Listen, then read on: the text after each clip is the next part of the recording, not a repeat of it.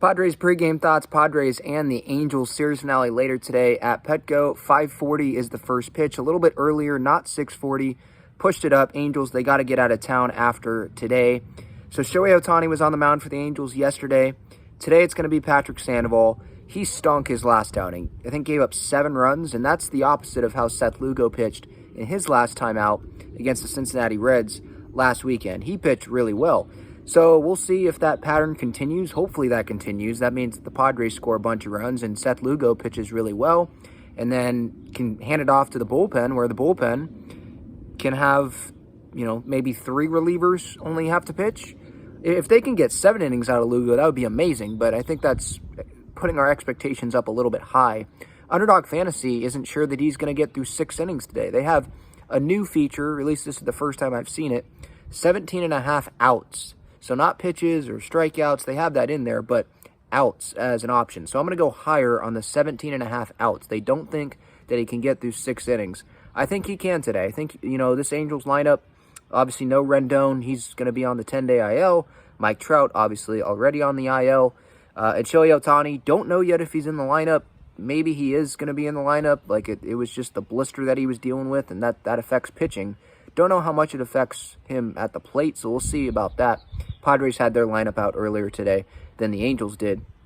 But Padres lineup-wise, going for, I believe, their first home sweep for sure of the season, first 3-game home sweep.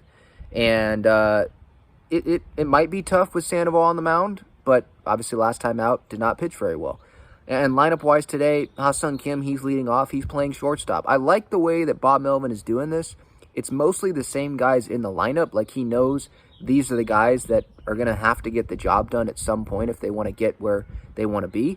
But he's allowing some of the regular players to get the DH day and not having Matt Carpenter have to DH. If it means having Brandon Dixon be the first baseman today, he's okay with that. Having Xander Bogaerts DH, he had Manny DH the other day. Having the regulars DH and not having to force the DH, the regular DH, in there as the DH. I like that. More flexibility around the roster. Again, Dixon at first. You can slide Crony over to second base. You have Ha-Seong Kim play shortstop, Manny at third. You give Bogaerts that half day off. You still have his bat in the lineup. But like Bob Melvin, he has talked about in post-game press conferences, probably need to give these guys some more rest, but they put themselves in this position where they've got to win games now, so you need these guys in the lineup. So I like the way that he's going about it, obviously having the half days off for some of these guys. We'll see if Bogaerts gets in the game positionally, but I wouldn't expect him to. And then bullpen-wise today, Josh Hader, I would imagine he's not going to be used today because he would be pitching 3 days in a row. And we know Josh Hader rule, he doesn't pitch 3 days in a row, especially when it's still the middle of the season like this. I mean, he was just talking to Kevin Acee recently. Jeez, can't say Kevin's name right. Was talking to him recently about he wasn't comfortable going 3 days in a row. So why would he be comfortable now, a week later, going 3 days in a row? I just don't see it. But the good news is, yesterday, it was Jose Castillo pitching. Who was the other? Garcia, I think, right? It was him and then Hader as well. They were the only guys that pitched. Musgrove, obviously, that was huge, him going 7 innings yesterday. So a lot of the guys in the bullpen, they should be good to go today.